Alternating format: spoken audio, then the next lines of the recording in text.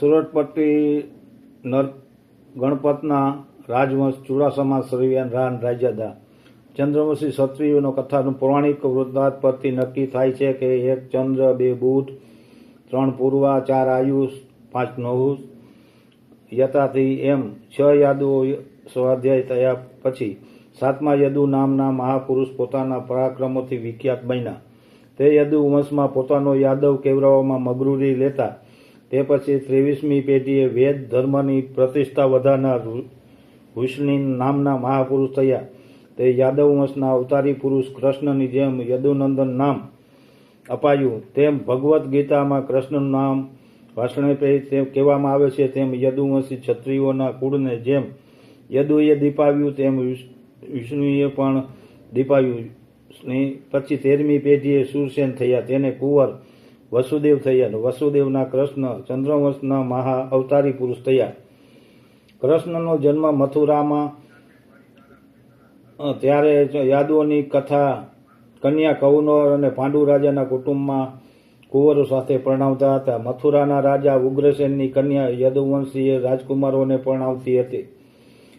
કૃષ્ણએ ગોકુળ વંદ્રાવન અને મથુરામાં વાસ કર્યો હતો. પછી તેમણે કંસનો વધ કર્યો અને પરાક્રમના તેજથી ઝાંખા પડી ગયેલા જરાસંઘ અને કેટલાક યવનો ખાસ કરીને કાલ્યવાન જેવા શત્રુઓના વખતો વખત વિગ્રહથી યાદવ કુટુંબોને થતી હેરાનગતિથી કંટાળી કૃષ્ણે 25 વર્ષની યુવાન વયે મથુરા છોડી સૌરાષ્ટ્રના પશ્ચિમ તરફના સમુદ્ર તટ ઉપર આવેલા કુશસ્થલી અને દ્વારાવતી નગરી વસાવી યાદવોના શાંતિભર્યા વાસ માટે વસાવી હતી.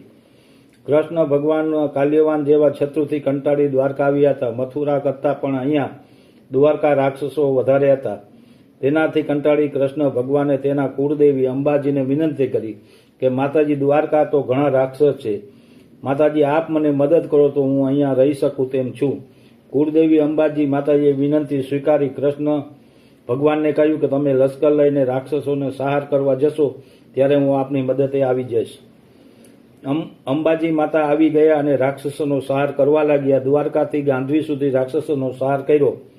સહાય કરી શંખાસુર નામના રાક્ષસને મારી માતાજીએ હર્ષ અનુભવ્યો. કોયલા ડુંગર ઉપર હર્ષદ માતાજી તરીકે પ્રસિદ્ધ થયા. હર્ષદ માતાજી કૃષ્ણ ભગવાનના કુળદેવી છે. હાલમાં દ્વારકાનું મંદિર 7 માળનું છે. તેની ઊંચાઈ 180 ફૂટ છે. આ મંદિર કૃષ્ણ ભગવાનના પપોત્રે વ્રજનાભે તેના દાદા બાપુની યાદીમાં બંધાવી આપેલ છે. આજે જગત મંદિર તરીકે પ્રખ્યાત છે.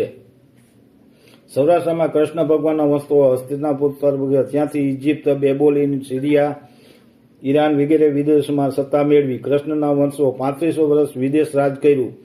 કૃષ્ણની 22મી પેઢીએ દેવેન્દ્ર થયા. દેવેન્દ્રને 4 કુંવર થયા: નરપત, ગણપત અને ભૂપત ને અશ્પત. યાદવ કુળ દીપક કૃષ્ણની રાણી સાહિબા રૂક્ષ્મણીના કુંવર પ્રદ્યુમ્નનો વંશની 82મી પેઢીએ દેવેન્દ્ર થયા. તેને 4 કુંવર હતો. તેના બીજા કુંવર ગણપત ગજપતને ચૂરચંદ્ર નામે કુંવર થયા અને તે સિંધના ઠઠ્ઠાનગરના રાજ્ય કરતા હતા. ત્યાંથી ચૂરચંદ્ર સોરઠમાં આવ્યા અને તે સમયમાં વામનસ્થલી વંથલી ગાદી ઉપર તેના મામા વાલારામ ચાવડા રાજ્ય કરતા હતા. તેના મૃત્યુ પછી ઈસવીસન 1875માં ચૂરચંદ્ર વંથલીની ગાદી આવ્યા. તે પછી અનુક્રમે ત્રીજા પુરુષ વિશ્વરા નામની પદવી લીધી. 940માં અવસાન પામ્યા. પછી રાગ ગોહરી, ગ્રહરીપુ અને ગાદી આવ્યા. ગ્રહરીપુ એ લાખો ફિલવાણીને બંને પરમ મિત્ર હતા. ગ્રહરીપુ વિશે મૂળરાજે રાજા જેહુલને કરેલા શબ્દો જાણવા જેવા છે. ગ્રહરીપુ યમપુરીના યમ જેવો વિકરાળ અને શરીર છે. સ્વભાવમાં પણ તેના જેવા છે. આમ આખી પૃથ્વીને જાણે હમણાં ગળી જશે એવો વૈકુંઠમાં જટા બાદશે એવો દેખાય છે. આશરે 1350માં જૂનાગઢની ગાદી ઉપર રા ખેંગાર રાજ કરે છે અને ભીમજી નામે એક કુંવર હતો. રા ભીમજીના કુંવર છત્રસિંહ અને સુરસિંહજી થયા. છત્રસિંહના સરવિયા અને સુરસિંહજીના ચુડાસમા થયા. રામમલ્લિકની સામી સાટીએ ફુલારે ઉતાર્યા. બાદશાહ સામે લડાઈમાં કામમાં આવ્યા. રામમલ્લિકના પરમાર રાણી સાહેબ હતા. તેના ગર્ભમાં જે કુંવર જન્મ્યા હતા તે રાયજાદા તરીકે પ્રખ્યાત થયા.